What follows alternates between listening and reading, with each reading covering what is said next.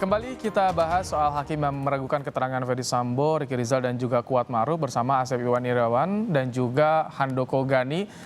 Pak Handoko, tadi sebelum jeda, jadi terlihat nggak perbedaan mimik muka dari ketiganya ketika disinggung soal bohong, keterangan tidak masuk akal?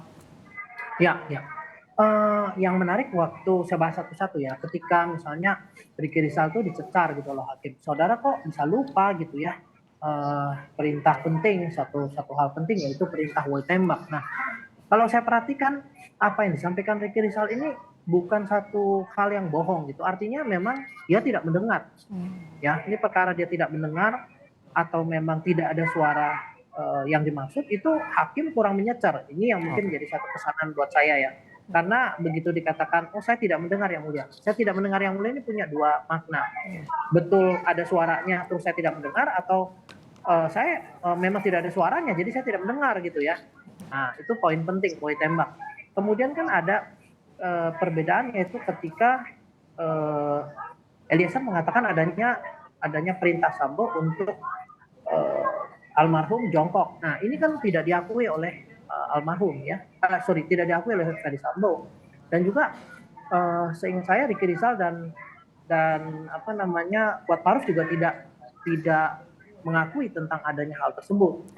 Nah ini kan menjadi satu hal yang menarik ya, mengingat status masing-masing agak berbeda nih. Artinya oke lah Kuat Maruf dia katakan masih ada keterlibatan yang cukup kuat, katanya dugaannya begitu. Tetapi kalau kita lihat Ricky Rizal kan relatif tidak ada, lebih kecil lah, bukan tidak ada ya. Baik. Artinya dalam hal ini Ricky Rizal kan tidak di tempat gitu. Nah kok dia juga tidak melihat gitu ya adanya perintah tersebut dan jongkok tadi. Nah makanya harus diklarifikasi betul-betul oleh Berarti kalau yang Anda lihat yang masih ada yang menutup-nutupi siapa, Pak Handoko? kalau saya lihat yang mungkin masih belum jelas itu adalah ketika Ferdy Sambo mengatakan, abang Ferdy Sambo ini mengatakan bahwa adanya peristiwa pemerkosaan gitu kan. Nah ini saya agak bingung nih kalau dikatakan sebagai peristiwa pemerkosaan terhadap seorang yang sangat kita cintai, cinta pertama kita sejak SMA, kok tidak ada sebuah ekspresi emosi yang gimana ya menunjukkan kemarahan ya, kesedihan mungkin ya, yang jadi satu seperti itu. Kok nggak kelihatan gitu, seperti hal yang apa ya biasa normal. Nah ini yang menjadi catatan penting. Saya nggak mengatakan bahwa Baik, Ferdy Sambo ini berbohong ya, tapi kita perlu melihat itu baik. dan walaupun tidak digali lebih dalam oleh hakim mengenai motif, tetapi gaya dari pembelaan Ferdy Sambo dan tim itu lebih ke arah membuktikan bahwa adanya pelecehan seksual. Kita Kalau memang itu kita harus tanya ya, Pak dibuktikan. Handoko, bagaimana sih Ya, kalau hakim menggali orang yang masih tertutup, tak ya. mau buka-bukaan, masih diduga berbohong, Kak Asep, caranya gimana sih?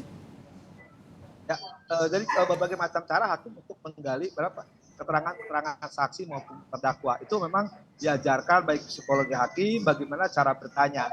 Nah, yang paling gampang memang langsung tanya itu adalah tidak boleh menjerat pertama itu. Kedua, tidak boleh memaksa. Ketiga, tidak boleh menekan. Nah, kalau saya biasanya bertanya muter gitu kan, diajak dulu ajak suasana dulu psikologi hakim psikologi biar dia tenang menjawabnya. Atau diajak bercanda dulu. Nah, kalau diajak bercanda sudah tenang, nah baru ditanya. Tapi ditanya tuh jangan ngelantur gitu kan, langsung ke sasaran. Yang sebenarnya dia akan menjawab apa adanya. Atau kadang-kadang saya suka diajak melawak dulu gitu kan. Kadang-kadang suruh nyanyi aja dulu gitu kan. Nah kalau suruh nyanyi dia kan yang mau pikir, mau ngarang, mau bohong, udah Oke. konsennya udah buyar. Kayak kemarin soal keceplosan itu, Kak Asep, berarti itu yang situasinya, psikologinya membuat terdakwa ini tenang dan itu bisa mengeluarkan semuanya gitu. Tepat. Jadi jaksa itu kan jaksa pengalaman, tuh jaksa senior ya. Jadi dia nanya dulu ini baju, ini senjata. Jadi dia konsentrasi bener. Bahwa itu baju lupa, senjata dia hafal. Nah, jadi sekali lagi ini Pak Handoko jagonya ya. Sekali baju gestur tubuh Pak Handoko bukan saya. Nah, saya hanya praktek aja. Nah, jadi ketika dia tenang, dia menghadapi itu langsung ditanya. Ini untuk nembak ya? Iya. Nembak Joshua tanpa disadari dia nembak iya, ya sudah masuk. Nah, itulah yang kadang-kadang pertanyaan terakhir, tapi karena sebelum pikirannya kita bikin tenangkan dulu, ya bikin cerita, jangan dibikin dia untuk berpikir gitu. Oke. Itu malah bagus untuk pertanyaan jaksa itu bagus sekali ya. Jadi, nah, berapa senjata terus? Ya, Kak Asep, Kalau misalkan hakim ini perlu pertimbangan ahli juga tidak dengan kesaksian yang masih diragukan atau hakim karena sudah bisa membaca tidak memerlukan keterangan ahli di persidangan?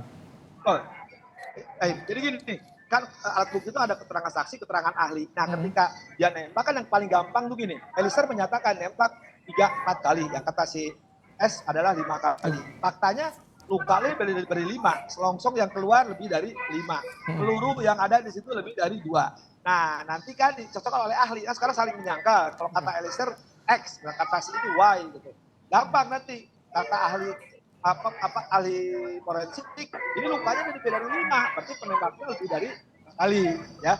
Kemudian peluru selongsong, ini jenisnya berbeda, jenisnya bukan pakai Eliezer. Artinya kesesuaian tadi saksi sama ahli, sama lagi tinggal dilihat di ruang itu.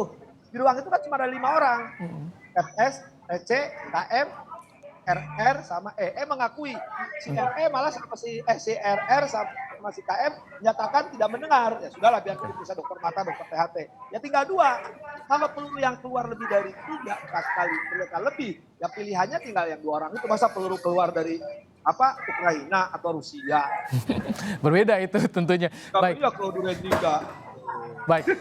Pak Handoko, jadi Ya. sampai saat ini kalau Anda lihat dari gesturnya 3 orang ini, Sambo, Ricky Rizal dan juga Kuat Maruf, mana yang saat ini mulai sedikit bisa terbuka menceritakan apa yang sebetulnya terjadi? Ya sebetulnya kalau kita lihat ya dari hal ini Eliezer jauh lebih terbuka daripada Ferdy Sambo. Jadi tipikal Eliezer dan Ferdy Sambo ini berbeda ya. Kalau Bang Ferdy Sambo ini tipikalnya beliau ini sangat menata jawaban ya. Kalau kita lihat bersama suara pun ditata sehingga bahkan suaranya juga volumenya juga jauh lebih kecil dari biasanya. Kemudian juga gaya tubuhnya juga jauh lebih strict, lebih kontrol ya. Nah, sedangkan Eliezer ini kan lebih ekspresif Kalau tadi yang suara lebih kecil, lebih diatur, indikasinya apa itu, Pak Handoko? Oh, ini enggak serta-merta indikasinya seseorang berbohong. Tidak, itu sama aja dengan kita mencoba menata kata gitu ketika kita sedang diinterview gitu ya, interview kerja serius. Kan kita juga nata kata gitu kan di hadapan rekruter gitu. Jadi pasti itu tidak serta-merta dikatakan nih orangnya bohong karena suaranya ditata juga gitu juga gitu loh. Kayak kan tergantung konteks situasinya orang yang sedang di hadapan kita dan sebagainya. Nah, cuman yang kita lihat kan dengan adanya penataan kata tadi, artinya kan sudah ada perencanaan dari perencanaan atau strategi pembelaan diri gitu ya. Bagaimana pembelaan diri itu harus dilakukan. Yang artinya harus menggunakan kata atau kalimat tertentu. Ini yang saya lihat ya dari Bang Ferdy Sambo. Sementara kan Eliezer ini jauh lebih terbuka dalam pengertian dia juga mengungkapkan ekspresi emosinya. Sementara Ferdy Sambo ini walaupun dikatakan digunakan kata-kata marah dan sebagainya, tapi kita tidak melihat itu di wujud emosinya begitu. Nah, ini satu hal yang menjadi catatan hakim juga sebenarnya. Dan betul kata Kang Asep tadi, artinya kalau ada perbedaan dari sisi gestur ya, sudah diolah TKP, sudah direka ulang juga masih juga ada perbedaan ya, ujung-ujungnya kita bicara yang di atas meja apa nih, artinya kan misalnya pelurunya nih ada berapa dan sebagainya karena sudah nggak bisa lagi gitu ya. Nah yang menarik soal menembak itu kan itu juga harus dicek, mungkin di situ yang harus diulang lagi, dilihat lagi apakah Ferdy Sambo ini betul-betul keceplosan ataukah itu dia menjawab pertanyaan pancingan dari jaksa. Baik.